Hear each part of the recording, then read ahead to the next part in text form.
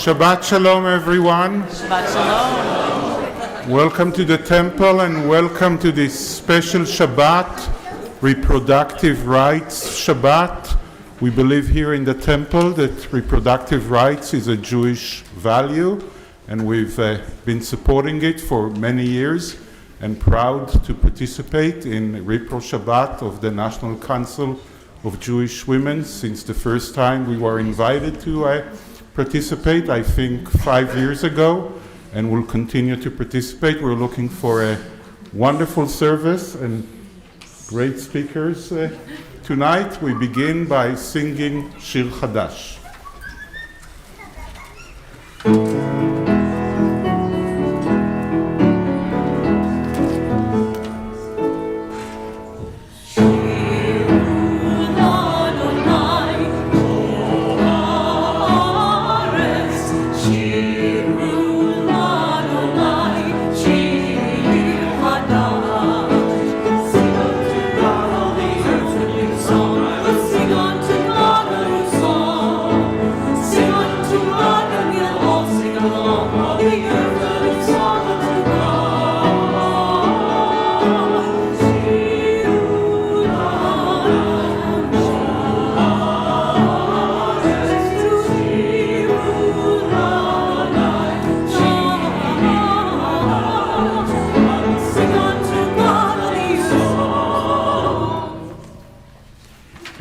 If you have a handout, please join us as we say together the prayer for the people of Israel.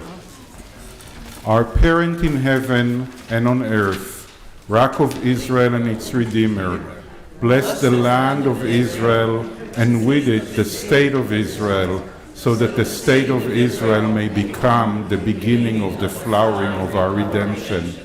Shield her with your embrace of love, and spread over your sukkah, shelter of peace, and send your light and your righteousness to her leaders, ministers, advisors, and to the ones that elect them, and to her judges. May they be restored to bring justice and strengthen the voice of those who support democracy. Align them all with the divine spirit of justice, as it says, Zion through justice will be redeemed, and her captives through righteousness. Rescue all who dwell from the Jordan River to the sea from blood spilling, all residing and sojourning there under every government, from haters from outside and haters within. Grant peace And abundance and healing throughout the land, and secure calm and offenders, everlasting joy to all her inhabitants, and real hope for all her people. Let us say, Amen. And we turn now to page 2 for the blessing over the candles and the fruit of the vine. I would like to invite Babs and Michael to lead us with the blessing over the candles and the fruit of the vine.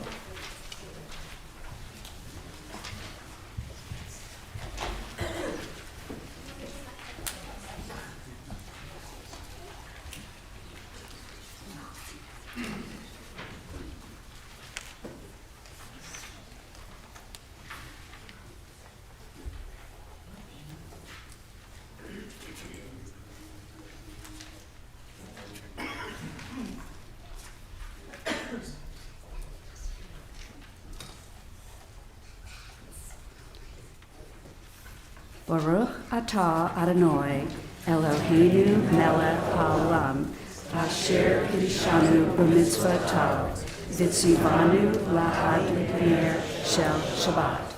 Blessed are you, Adonai our God, sovereign of the universe, who hallows us with mitzvot, commanding us to kindle the light of Shabbat.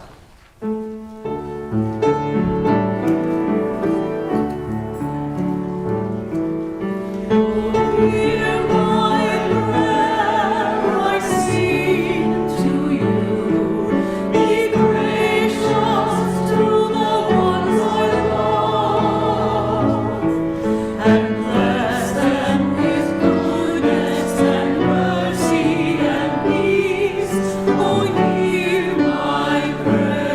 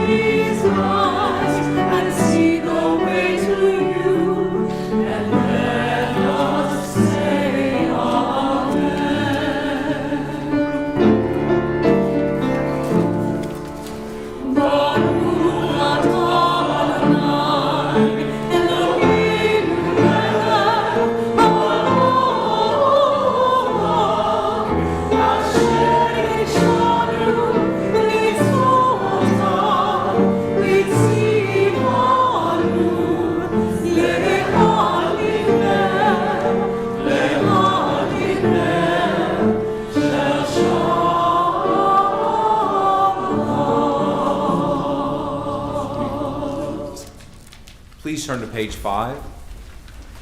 Baruch atah Adonai, Eloheinu melech olam, borei pori hagafen. Praise to you, Adonai, our God, sovereign of the universe, creator of the fruit of the vine.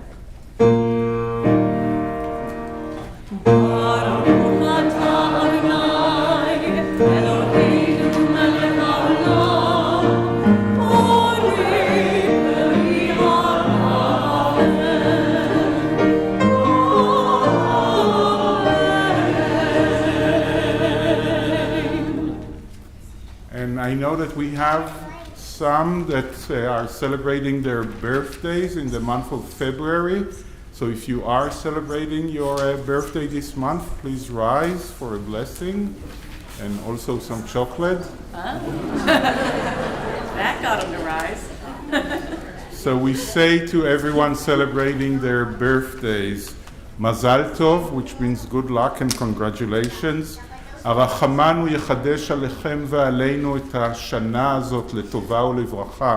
May the merciful one bless this year for you and for all of us, for good and for blessing. And we say to you, Ad 120, which means may you get to live till 120 with the health and feeling of being 20. And we want to sing to you, Yom Holedet Sameach.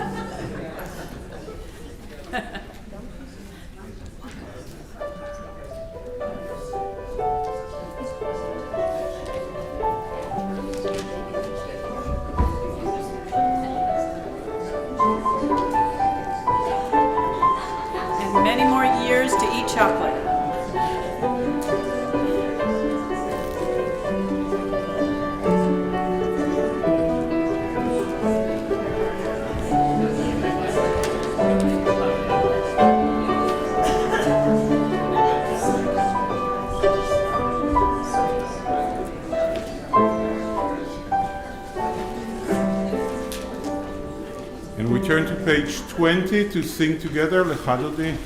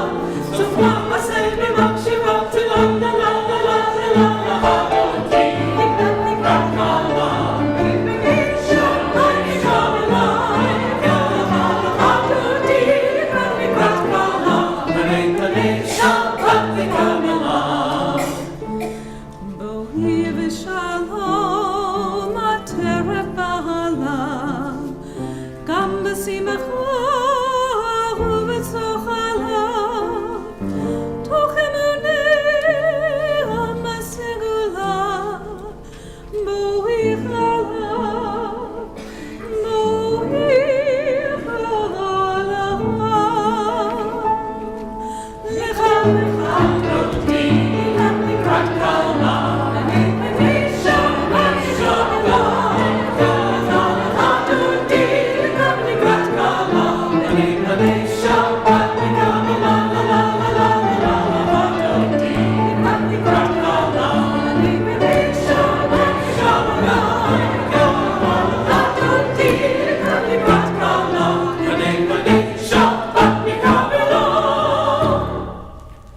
rise as we turn to page 28 for the Berlow.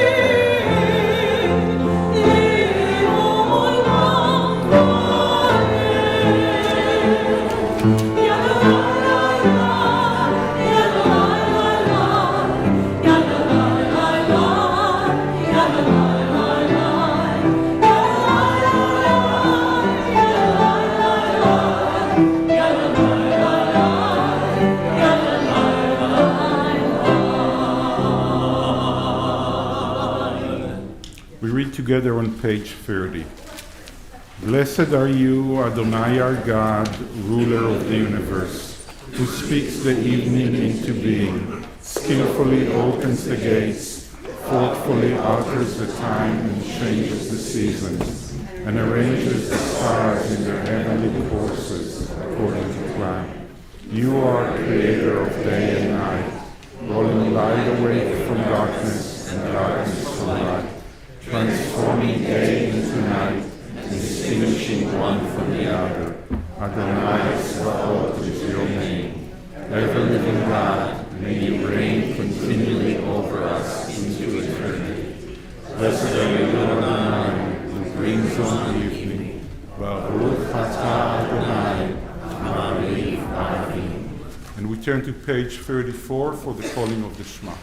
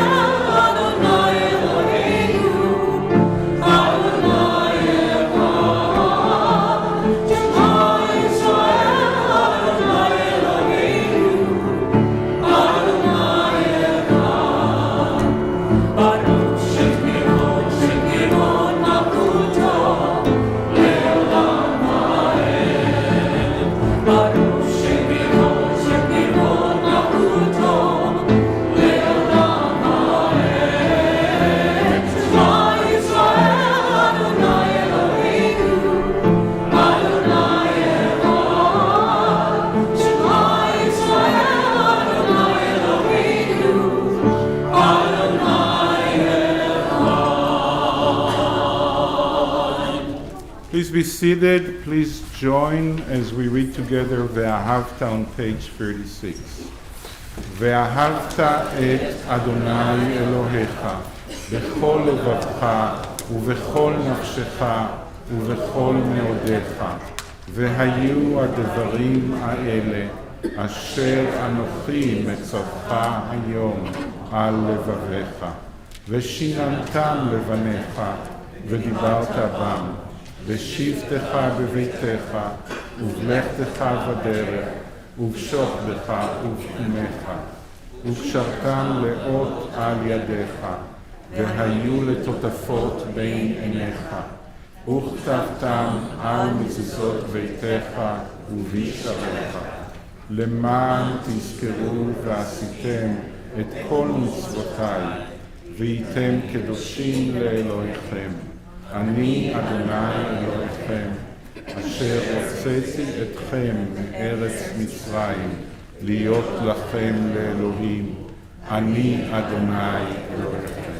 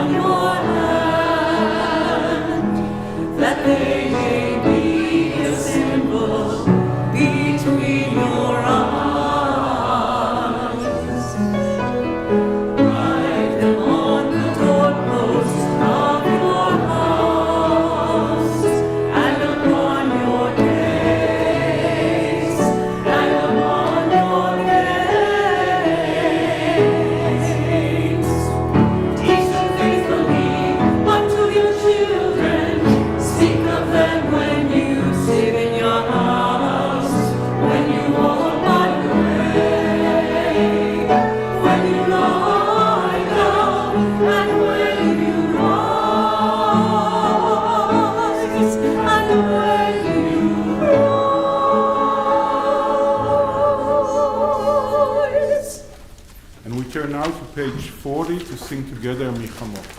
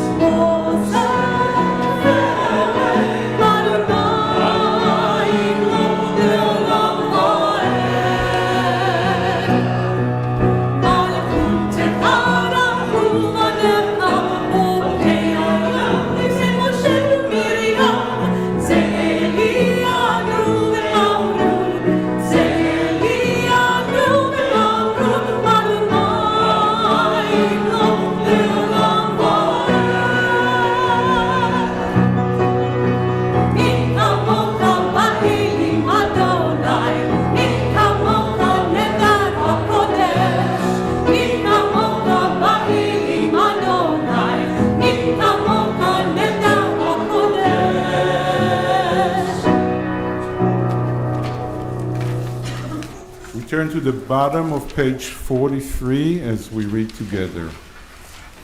Give us a place to rest, Adonai our God. Bring us into shelter in the soft, long evening shadows of your truth. For with you are true protection and safety, and in your presence are acceptance and gentle love. Watch over us as we go forth. Prepare for us as we return. Spread over us your shelter of peace, over all we love, over our Jerusalem and yours. Baruch Ata Adonai, הפורס סוכת שלום, עלינו ועל כל עמו ישראל ועל ירושלים.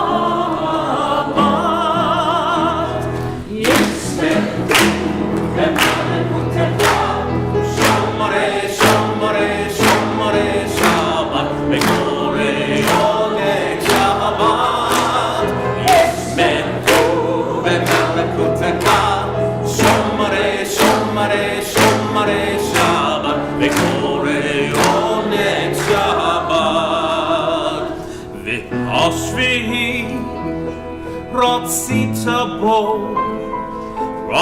בו וקידשתו שבת חמדת ימים אותו קראת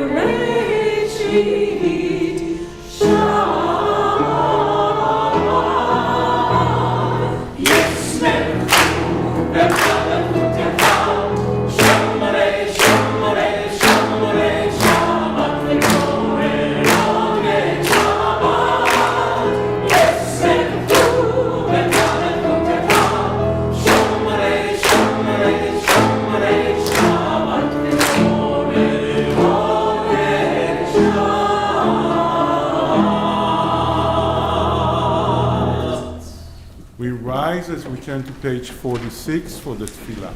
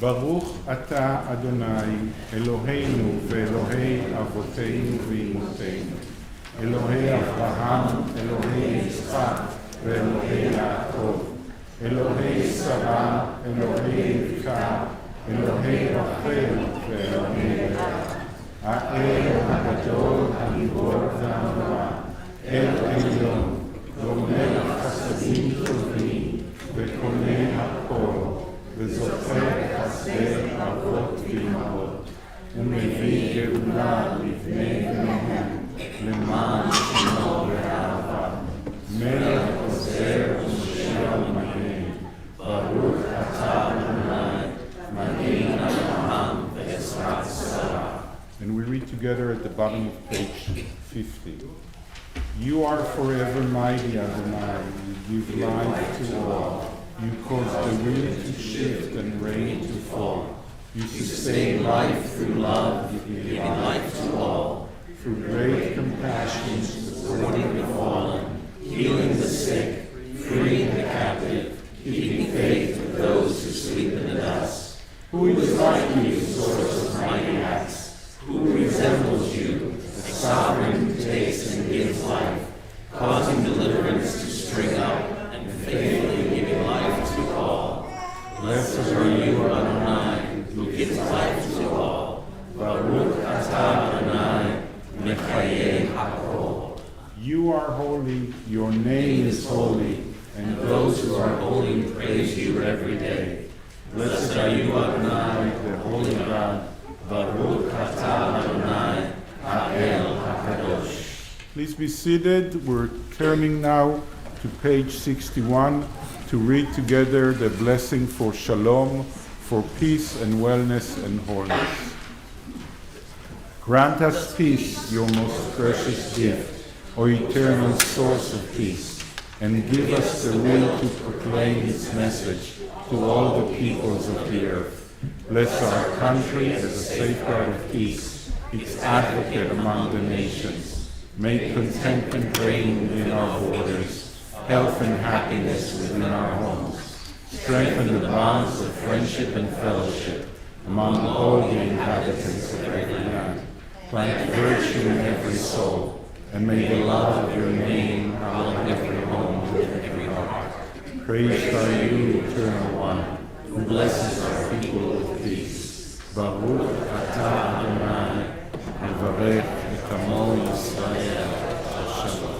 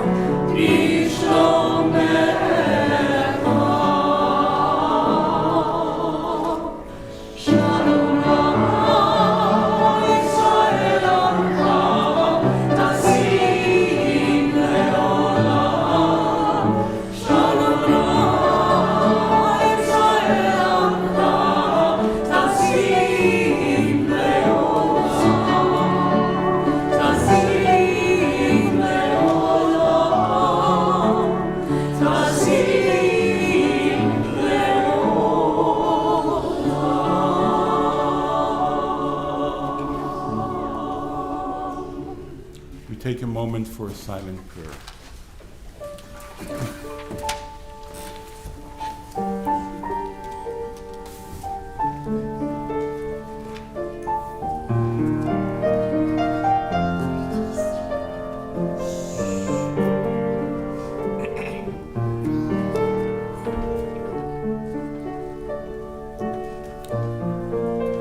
The Misha Berach, the prayer for healing and courage and strength in our lives, in the life of everyone that is dear to us, can be found on page 253.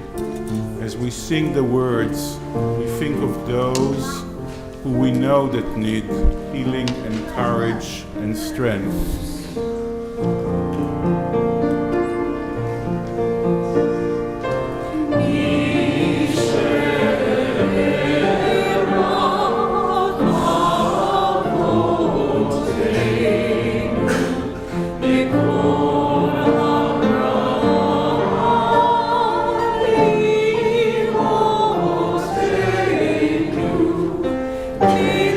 Source of strength, who bless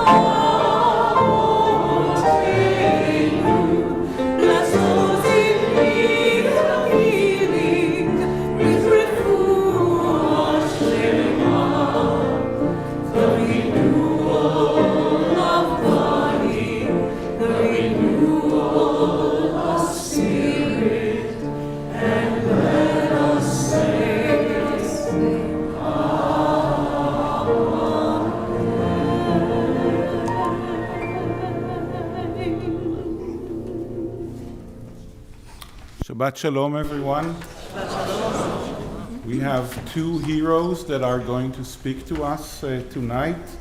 Jess Kalb is one of three women that took the Kentucky Attorney General Office to the Supreme Court in order to regain abortion access.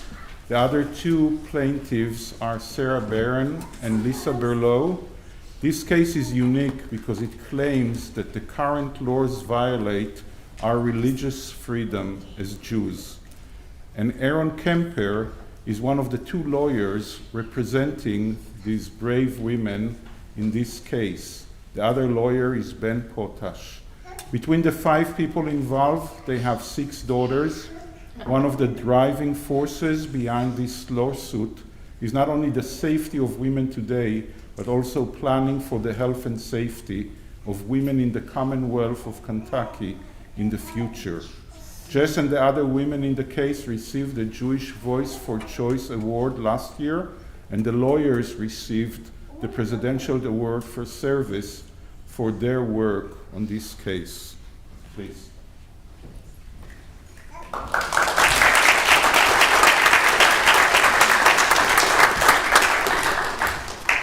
Shabbat Shalom, everyone. Hope you'll forgive me. I'm a little nervous, but it's wonderful to see so many friendly faces, so thanks for being here. The temple has become a home to me. I work here Monday through Friday, and I've even found a home here on Sundays teaching Jewish cooking. A couple weeks ago, Rabbi David asked our 7th and 8th grade students what it meant to be open-minded. And one of the kids chimed up, wise beyond their years, and said, in order to be open-minded, you have to accept that you're not the smartest person about that topic. So I want to start this with some wisdom for my 7th graders and recognize that I am not the smartest person about reproductive rights in the state of Kentucky. I'm not going to stand up here and try to speak to the religious implications. I'll let Rabbi David do that. I'm not going to stand up here and try to speak to the legal ramifications of this case. Aaron can handle that load. But I'm going to go ahead and talk to you guys about what I've experienced as a woman in this state and what that's looked like for me. One thing you should know about my experience is when we started this case over a year ago, I got the same question, and I still get that question today. And the question is, why would someone like you, someone who wants to be a mom so badly, want to normalize legal abortions? It's a hard question to answer because there's not one answer. So I'll just tell you why I need access to abortion. I have PCOS, which is polycystic ovarian syndrome. The World Health Organization estimates about 13% of all women of childbearing age have PCOS. To put that in perspective, that's about 5 million people in the US alone. 5 million people with ovaries in the US have the same condition. PCOS is a hormonal condition. It does a lot of things within my body. Women with PCOS develop diabetes at a rate of about 50% before they turn 40. It will shorten my lifespan by an average of 15 years. And it has caused what they call subfertility. This means for me, I can get pregnant, but I can't stay pregnant without medical intervention. To find my daughter, the best daughter on the planet, it took years of fertility treatments, including IVF. The CDC estimates that 1 in 3 pregnancies will end in miscarriage. That's a really important, giant number. But for women like me, for those 5 million women that I just discussed, those odds stack a little differently. I have had one perfect, amazing pregnancy, resulting in that wonderful daughter that I just spoke about. I've also had at least 17 miscarriages. I say at least because at some point it started hurting too much to test and to count. That's important to know because of those 17 miscarriages that I know, that I counted, that I tested, I needed medical intervention for 5. I ended up at a doctor's office or the hospital 5 times, needing what the state of Kentucky would classify today as an abortion. So, without access to those abortions, what would my life have looked like? I would have been forced into an impossibly cruel, inhumane situation where I had 2 options. 3 if you count leaving our state, but 2 here in Kentucky. The first option would be to carry a fetus to term that I know I will never bring home, all the way to term. The other option would be to wait for my body to go completely septic and my organs to start shutting down. So I want to try something with you guys tonight, if you're willing and able, and if you can and are comfortable. If you've ever known or loved or do know someone who's ever had a miscarriage or needed an abortion, please stand.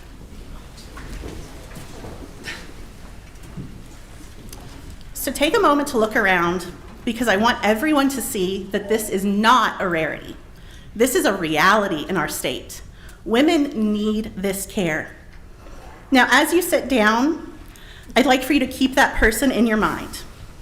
I want you to imagine that person that you just told me you know or you love being forced to carry a fetus to term that they know they will never take home. I want you to imagine those moments in the grocery store and at work as that woman's body changes and it becomes completely apparent to everyone around her that she's having a baby, but she knows it'll never come home. Those well-meaning questions of, are you excited? Is it a boy or a girl? Imagine the emotional and the psychological impact of that situation. The other situation I outlined is waiting for your body to become septic. That's the other option in the cases like mine where there was a heartbeat, and I say that in quotes because it's an electrical impulse, there's no differentiated heart tissue. But if there is a heartbeat, I would be forced to wait for my body to go septic. If your body goes septic, it impacts your organs for the rest of your life. That impact includes and is not limited to becoming sterile after that instance, which means that a woman like me who's fought to have a child and wants to have another is forced with these options. Possibly lose fertility altogether, go sterile, watch my body grow and change, grieving the entire time, waiting for the inevitable to happen, or leave the state. And so many people say, well, you could do it. You could have a baby because you can go to Illinois if you needed assistance. I want you to imagine the saddest day of your life being separated from your entire support system, because that's what we're doing to women in Kentucky right now. But on a lighter note, as a Jew, my favorite thing about my religion is that we are all called to fix what is broken in our world. And so when this legislation changed, when Roe was overturned, Lisa and I got on the phone and figured out how we were going to try to do this. So now our case has stalled. Aaron will speak more to our case and to the specifics of that, but we've been in courts in waiting for over a year now. Our case is stalled. But I didn't want to leave you guys all just knowing that our case had stalled. I want you to know what you can do to help. There's real impact in the following ways. 1, be loud in quiet spaces. Have big, loud conversations with people who you think might be open-minded enough to realize they don't know everything about the intricacies of healthcare. Talk about it. Break that taboo. I know abortion is not something you want to talk about. As the poster child for abortion rights right now, I know this is a hard thing to talk about, but do it. Vote accordingly. Talk to people who you don't see eye to eye with. Help them understand why it's so important to vote accordingly. What I need from everyone sitting here tonight is to promise to say something at some point about this issue. To not just sit here and listen to me talk, but to speak yourself. It's important to bring more people's awareness to the intricacies, to the reality that not all abortions are about not having a baby. Way too often they're about wanting a child. I would also really appreciate it if through your voting and through your efforts you could correct this, because unfortunately the condition I have is genetic. That perfect daughter will probably struggle with the same thing. And I want this legislation corrected before she has to stand up here and speak for Repro Shabbat. Shabbat Shalom.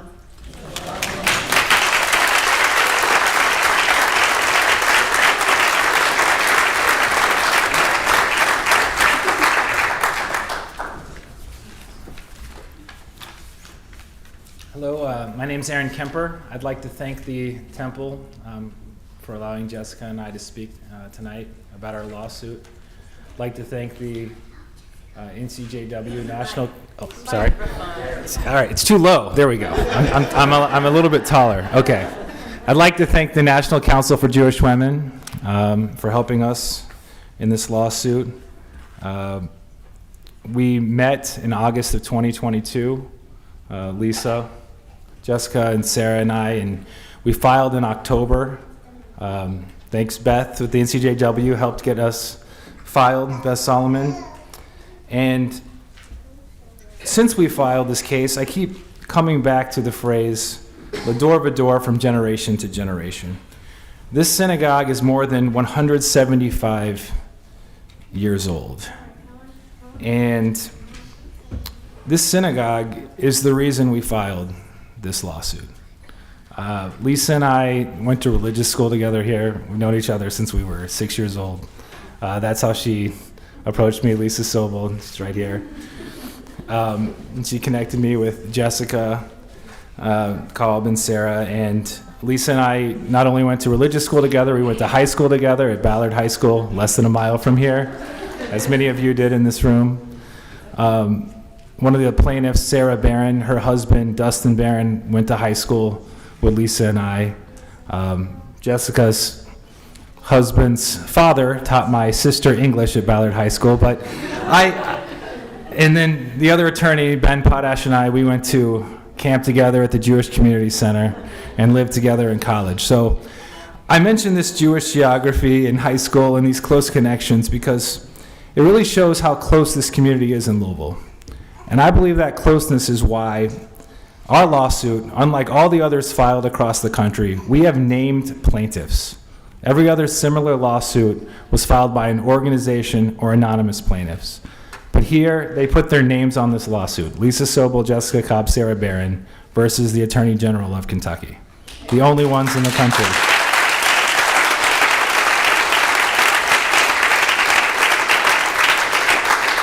And you should know, Lisa, when I get approached by law professors who want to talk about the case, they're like, yeah, we've been studying the Sobel case in school. So it's known as the Sobel case. Yes. And as Rabbi David mentioned, between Lisa, Sarah, Jessica, and myself, we have 6 daughters, ages 3 to 6. And we stand on the shoulders of our ancestors, and we want to pass on a better world for them, from generation to generation, L'dor v'dor. Now, I'll talk a little bit about the law. Jessica did a great job explaining it, the consequences. If you have more questions, you can see me afterwards. But Kentucky defines the moment of fertilization when a sperm and egg meet as a human being. And our lawsuit concerns all the consequences that can come from that. In particular, one issue is during IVF discarding embryos. If that's a human being, we fear that they will eventually prosecute the doctors, spouses, whoever, for discarding, maybe the mothers, for discarding these embryos. Another large issue with this law, as Jessica pointed out, is that there are no exceptions for fetal viability. A mother has to carry to term a fetus that will never become a baby. There are no exceptions for mental health. There is no exception for rape or incest. And these all violate Jewish law. Judaism has never defined life as beginning at conception. And more importantly, in Jewish law, a mother's health comes first. That includes mental health.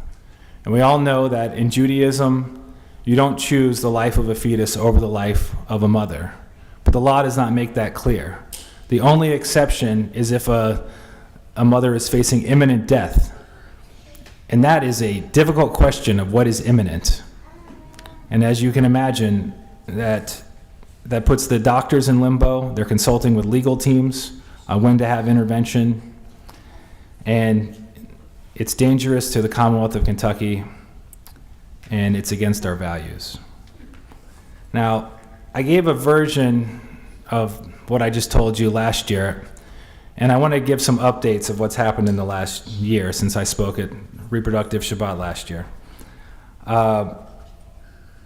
In April of last year, right before Pesach, We filed for summary judgment. The Attorney General's office filed for summary judgment. The briefs have been in judges' chambers since May.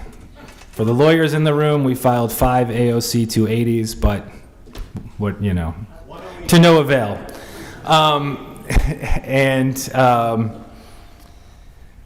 I wanted to talk about what's happened across the country, because last year I talked about our client's fear of prosecution. And while we don't know of prosecutions that's happened right now in Kentucky, there have been some high-profile prosecutions of states that have the same laws that we do. If anyone followed, in Texas, a woman named Kate Cox had a non-viable fetus. It went to the Texas Supreme Court, and they told her doctors they would prosecute if they removed that non-viable fetus. She had to leave the state.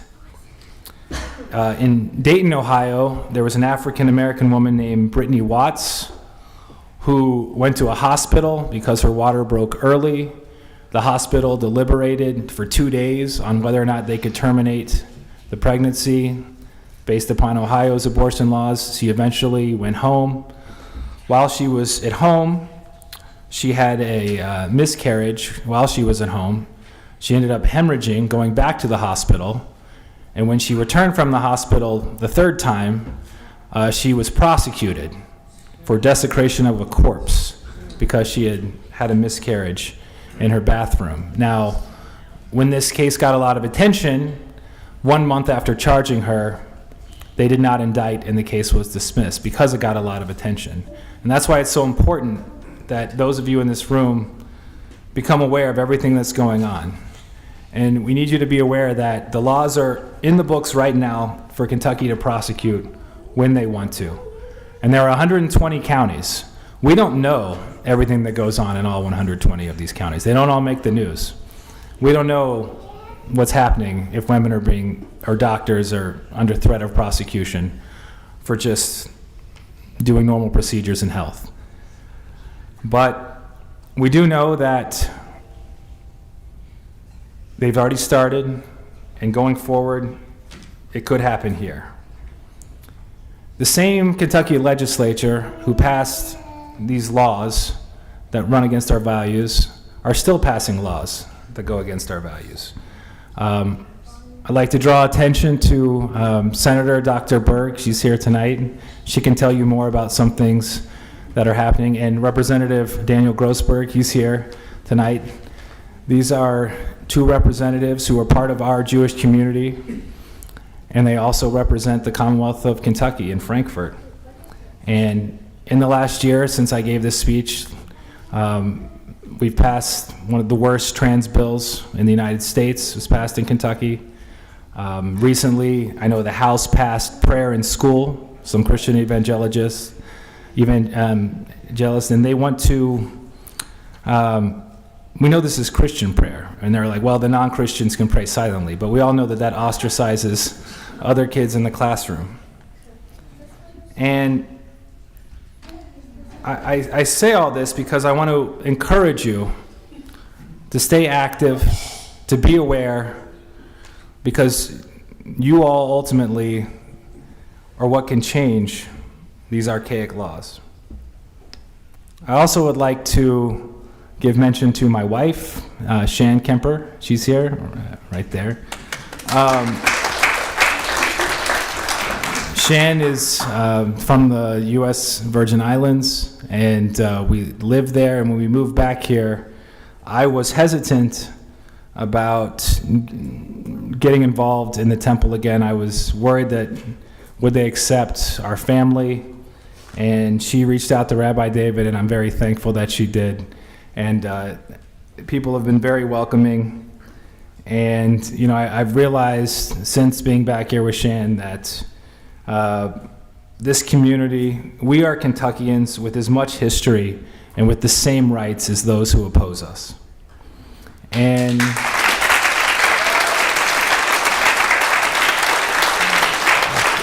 as I said earlier, this synagogue's lasted 175 years, but it's been through a lot of buildings.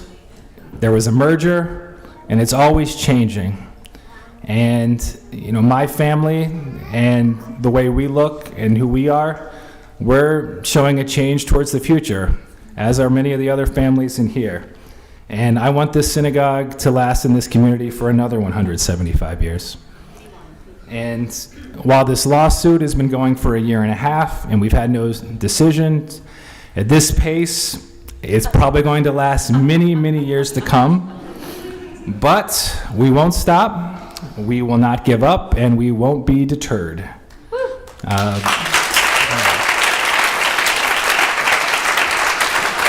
We're going to continue to fight this lawsuit, and the way I feel is that we owe it to everyone that has come before us and fought similar lawsuits. We owe it to everyone that's built this community, our ancestors, past, present, and future. L'dor v'dor, from generation to generation. Shabbat shalom. Thanks.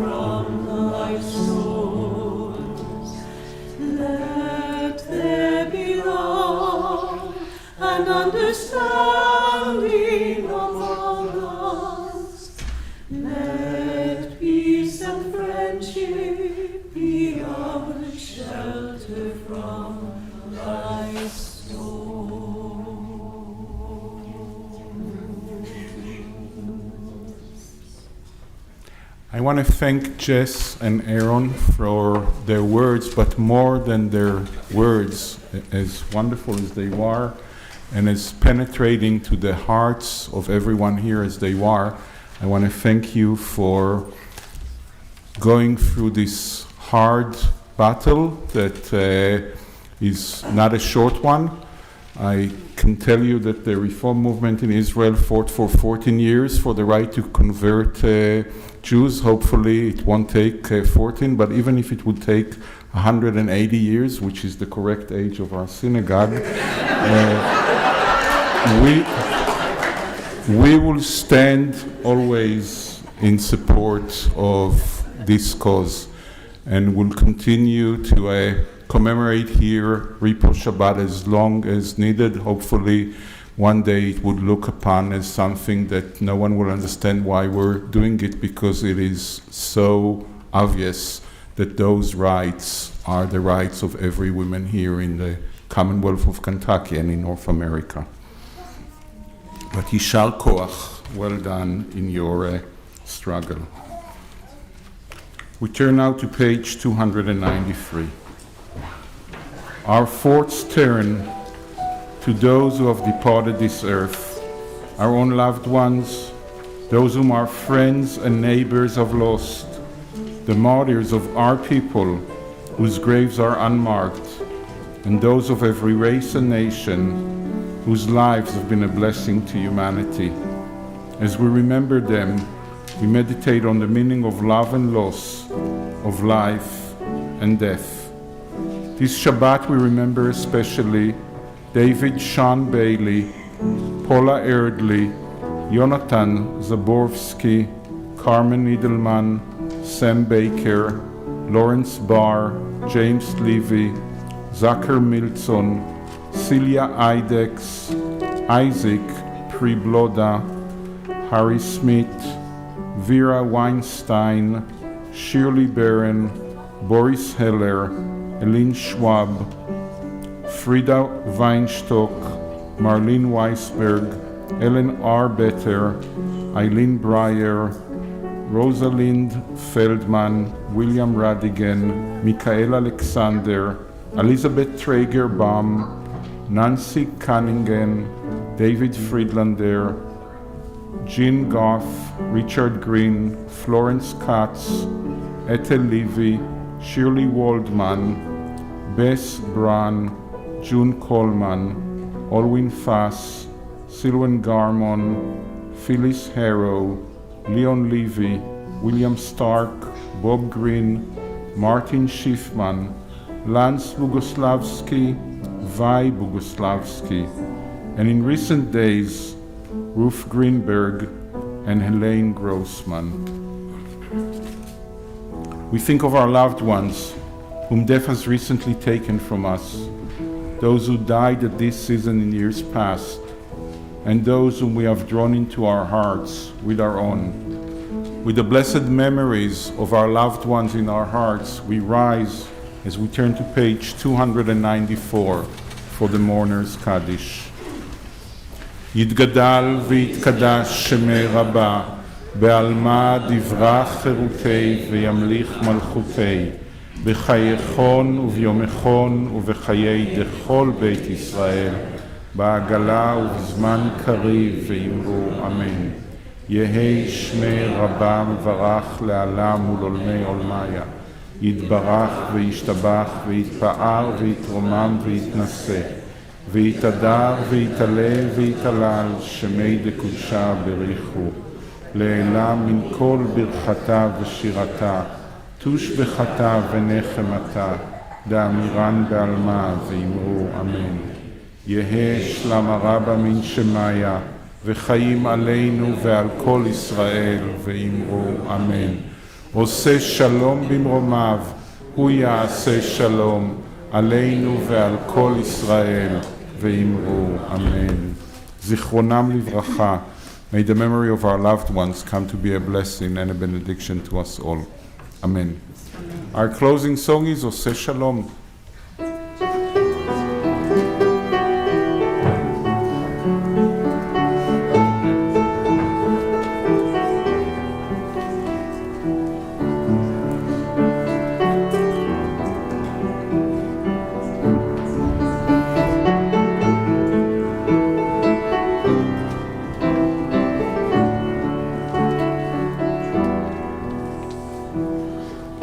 Oseh Shalom.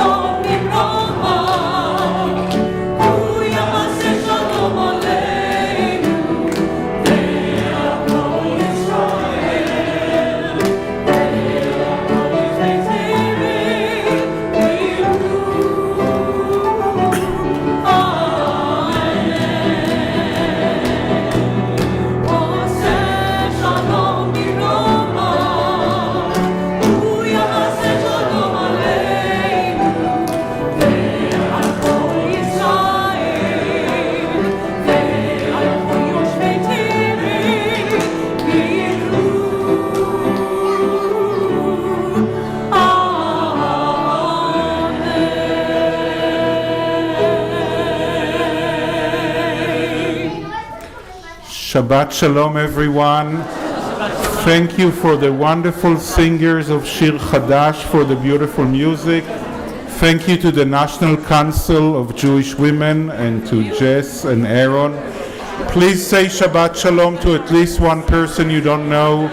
Enjoy the oneg. Shabbat Shalom. Shabbat Shalom.